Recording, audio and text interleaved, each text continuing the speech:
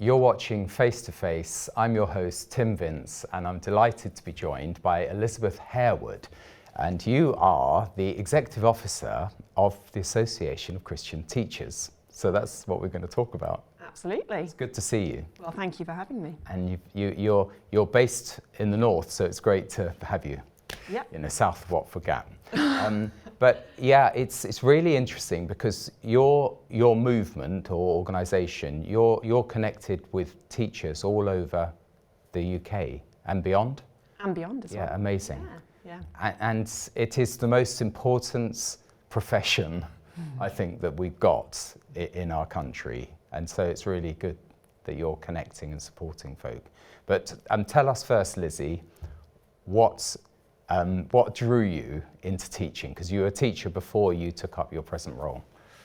I was. So I worked in education for 12 years. A couple of those years I was I was doing some classroom assistance in a boarding school, and then I trained to become a teacher. But my route into teaching wasn't necessarily very conventional, and it has a lot to do with my my Christian journey as well. So I did study law at university with the intention of, going into human rights work, but from quite a different perspective, I would say, than the one I have now.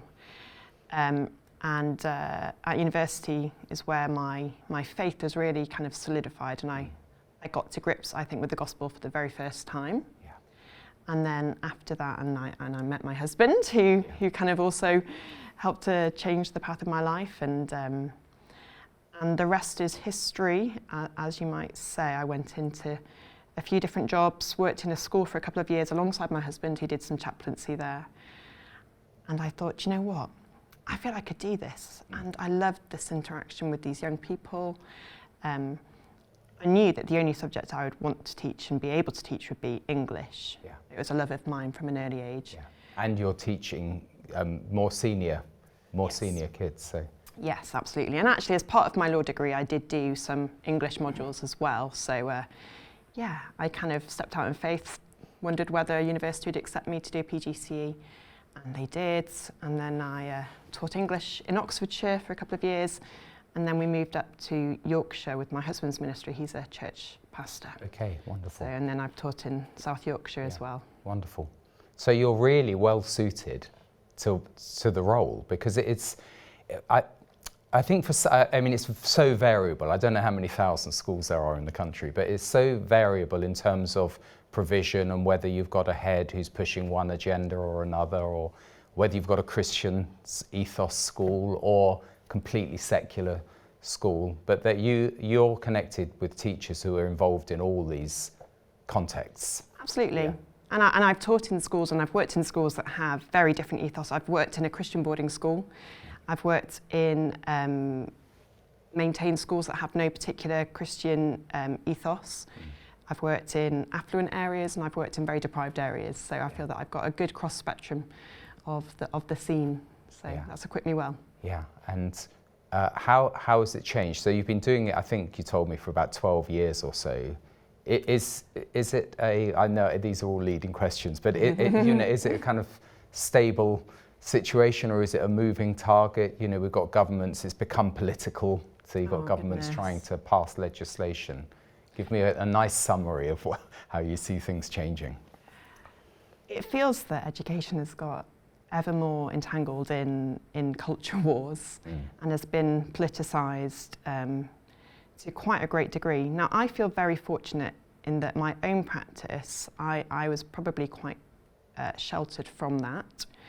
And I didn't come across any of the particular challenges that, say, Christians might do in a classroom today, or a year or two ago when I think things were particularly virulent.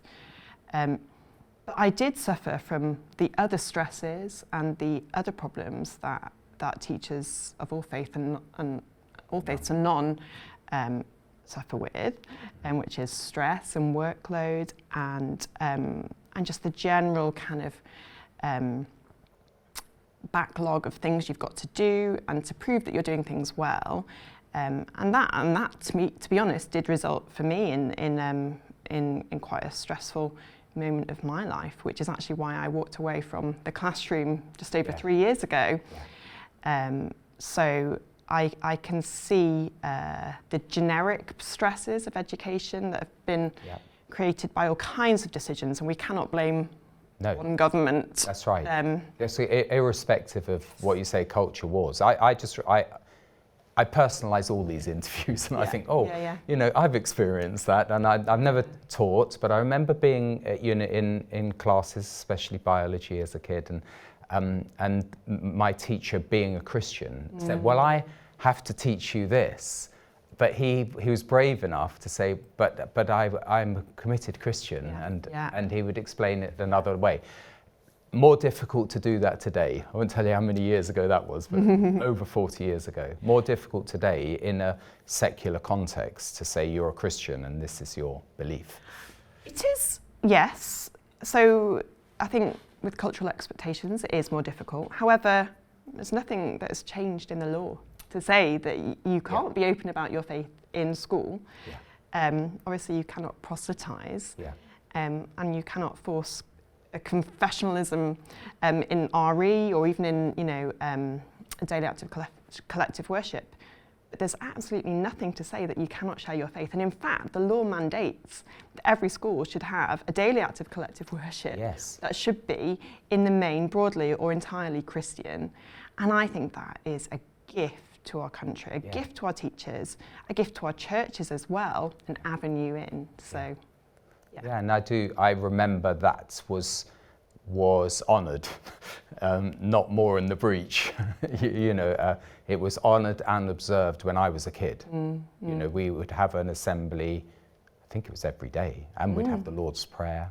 And I remember, because my Christian faith goes back quite a long way.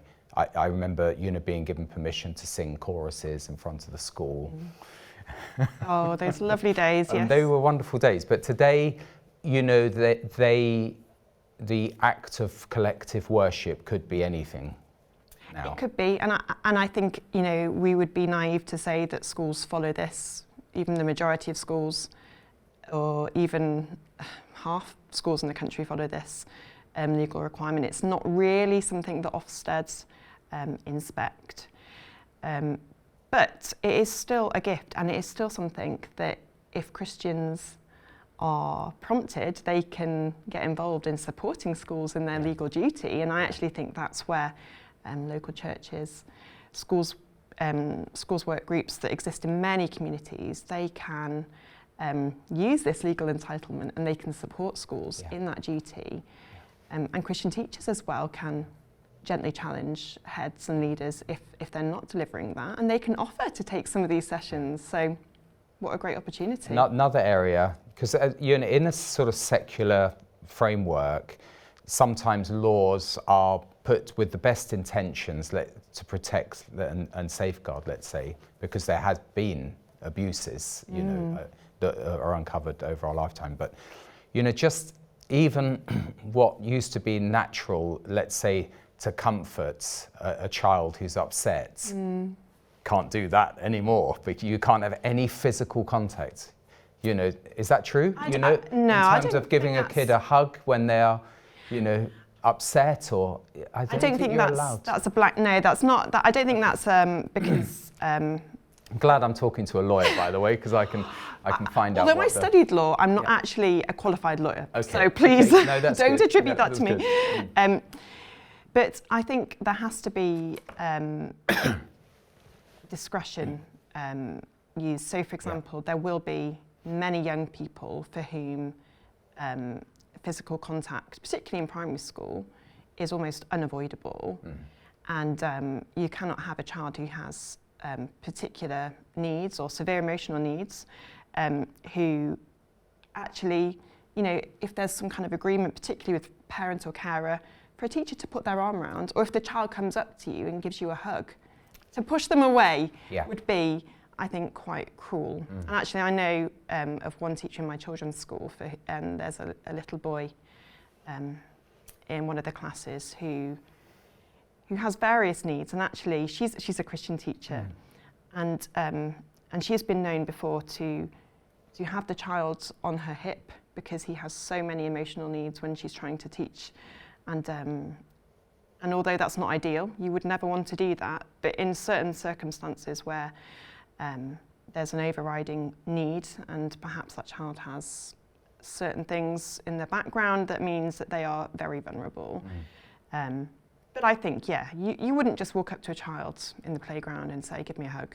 You know, that's about an adult's needs, not a child's needs. And I think, true, as far as possible, you would try to avoid exactly kind of contact. So the other thing that's happened during my lifetime is a kind of collapse of family and, you know, and two-parent families and kids. So they're missing that level of sort of parental love and support. And schools increasingly are having to pick up the pieces. So it's more than just teaching.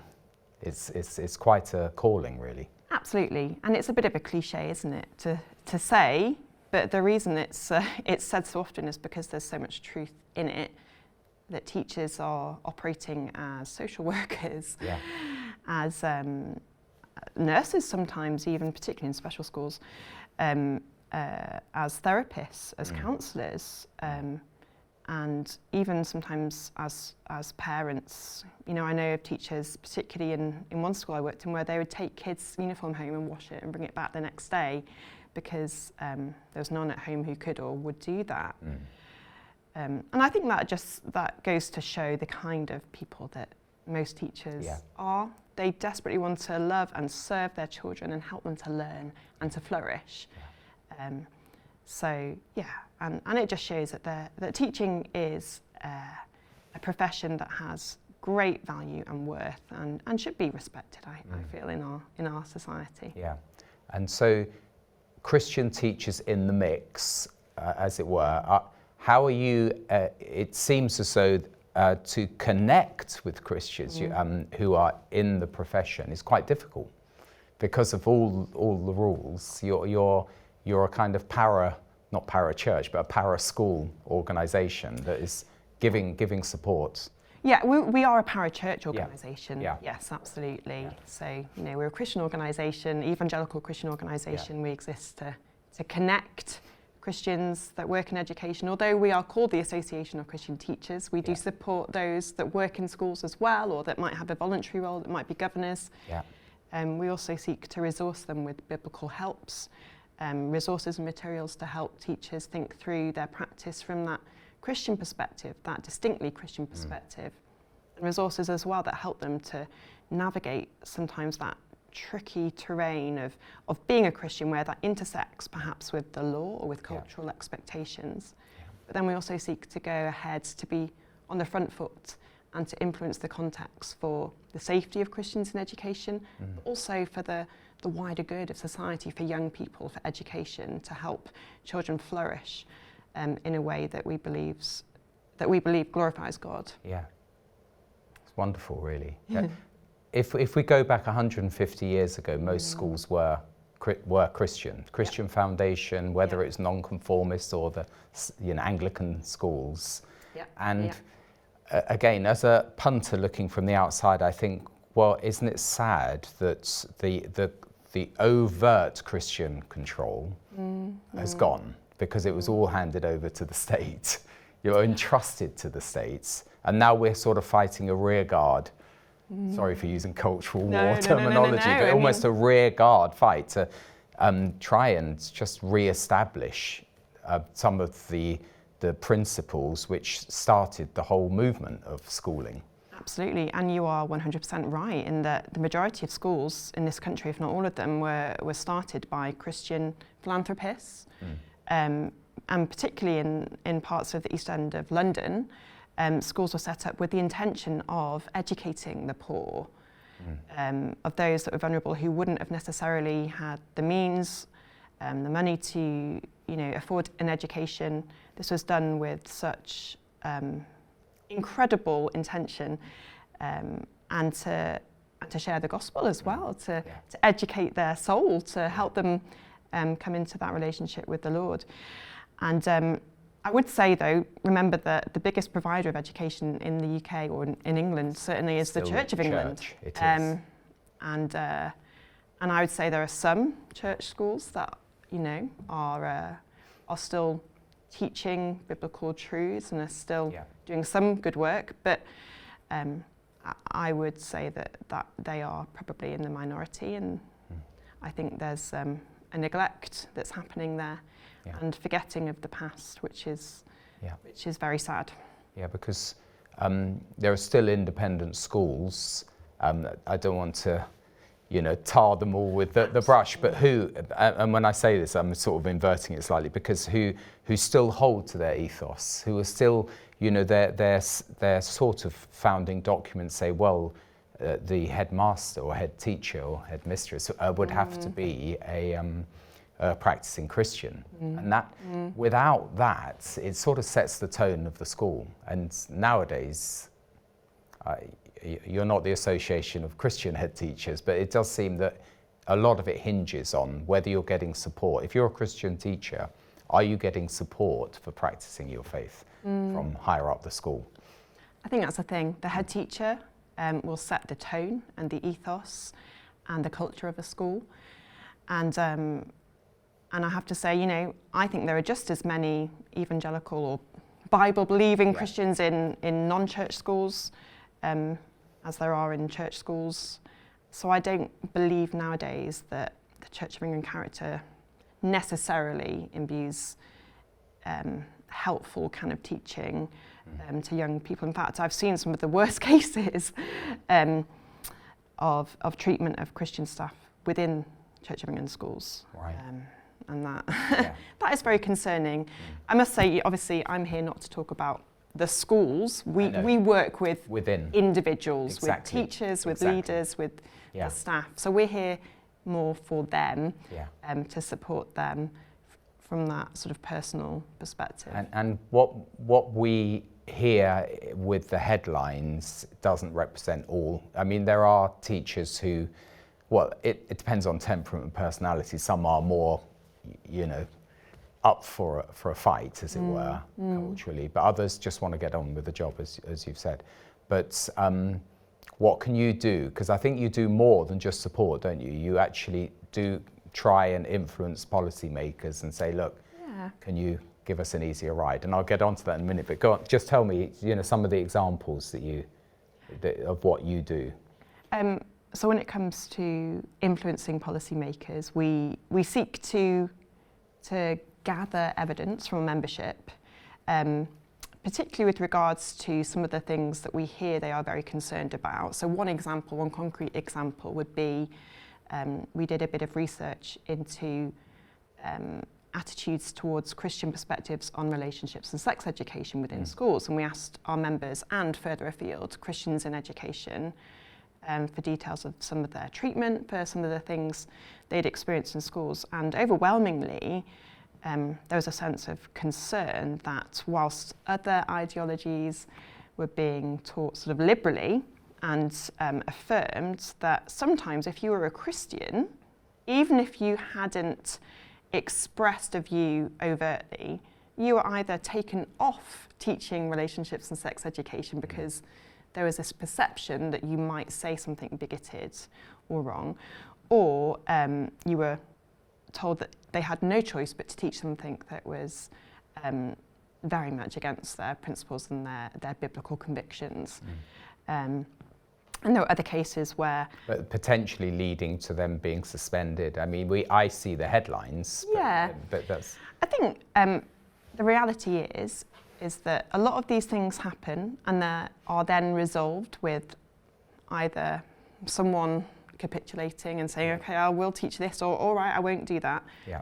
Many are resolved through just decent, gracious conversations. Yeah. And actually, when leaders or, leaders of PSHE or head teachers realise what the law says, there's really very little that they can fight back with. And most cases of Christians that have some kind of issue about, particularly to do with ideological materials, once they get a bit of advice from partners such as Christian Concern or the Christian Institute, they go away, they talk to their head, and the head will be quite reasonable. I think that's the thing. I don't want to paint all head teachers or all leaders as ideologues. Yeah. Many of them are accepting what is being told to them by campaigning and lobbying groups.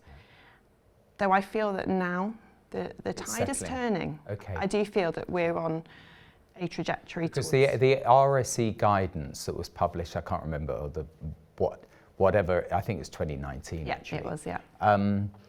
Did leave a lot of loopholes for people who, and it did seem as though, because I'm a bit cynical, but it seemed as though those who had a certain ideology were well geared up to take advantage of those loopholes. But now it's being tightened. Yes, and I think those were some of the unintended consequences of this new statute, these new statutes. So at the Association of Christian Teachers, we did a bit of research. So there'd already been some research done by New Social Covenant into inappropriate materials being used in relationships and sex education. But we wanted to take that particularly Christian slant and look at what was happening in schools with regards to opinions about Christian teaching on marriage, on gender, on sexuality, on the family. And then we fed that back to policymakers and others as well. That's quite powerful, that you're able to garner what is evidence on the ground. It's very I mean, you never know really what kind of impact that will have. True. But you know, we do our best to speak to those that we believe will be sympathetic and have an open ear. And there are, you know, even on the Education Select Committee, there are people like Nick Fletcher and Miriam Cates, who are both Christians and who have deep concerns about what has been happening. And have had the ear of the Prime Minister and the Education Secretary. I don't know that if there's a precedent of an Education Secretary writing to all head teachers. Absolutely. Warning them that they shouldn't be opening the floodgates. Yeah. I actually, I met Gillian Keegan at a conference, and I knew that I might meet her, so I had the report that we did ready, and I kind of thrust it into her hand, and I said, please read this. This is what Christian teachers and Christian staff are experiencing in schools. So again, who knows what will happen. But I feel that with, for example, the guidance that the government issued, or the draft guidance, I should say, the government issued just before Christmas on gender questioning children, again, although there are still potential loopholes and it's not perfect, there's a direction of travel now that is evidence-based and truly seeking to be more inclusive of opinion, not just identity. And I think that's very important, and I'm very thankful for that, and I just wait in hope and faith to see whether that guidance will be accepted. Well done. That's great. It's great that you're in contact, you know, at that level, and that's what you should be doing, as it were, to support and encourage teachers. And how do you communicate to the membership and the wider support base, and maybe Christian teachers who are not part of ACT? Absolutely. We try to keep members updated with all of the work we're doing, apart from stuff that perhaps is best to be on the down low. That sounds rather subversive. That's not what I meant at all. We have good communication with our members. We also have a membership platform where those that are members of the association can meet and exchange ideas and discuss topics on our online platform that is exclusively for members. So teachers or leaders will get together. We also have different networks. So we have a leadership network, we have a further education network, we have other networks that are small but are growing as well for other stages of career, for example, students, student teachers and early career teachers. That's what I was going to say. How do you encourage, as it were, more Christians to get involved? So we try to promote ourselves through whatever avenue we can. Well, let's try and do it now. Absolutely.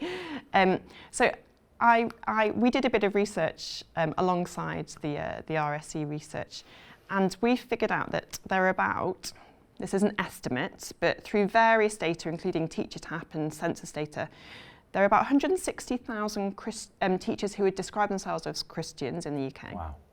But there are about 45,000 who attend church every week. That's very encouraging. Yeah. And I just think that if we could garner the energy of all, or even half, or even a quarter of those teachers, and had some kind of voice. And by the way, connect with Christian parents. I don't know what the stats are for Christian parents, but somehow connect the two to strengthen both, you know, encourage both sides. Yeah. You know, there is more power in number, and you know, that doesn't mean that we all have to have unity on lots of other issues, but you know, just saying that we are Christians, we exist, we are here, we think our profession has great dignity and value. But we also love the Lord, and we want to stand up for our sense of conviction of what we believe is a good thing for the flourishing of society. And we're not going to proselytise, but we are going to stand up and be counted as Christians in what is an increasingly secular context. So yeah, I would love for anyone to get in touch, involved. We also have a podcast as well. Okay. And that's accessible to really anyone. Good. Yeah. Where we talk about. Because the thing about proselytising, you know, and of course conversion, is that that's almost integral to being a Christian. So we were talking earlier, you know, is it teachers who happen to be Christians or Christians who happen to be teachers? But if you're a Christian, a confessing Christian, you've got no choice really. It's part of your faith to be able to share it. And of course you have to be professional, and there are professional standards, but maybe, you know, involving because there's no rule, I don't think, against parents, as it were, sharing their faith. So, you know, the more you do with parents, maybe the better. Absolutely not. You know, and I think when we think about what it means to proselytise, I shouldn't, as a teacher, abuse my position to stand at the front and preach the gospel.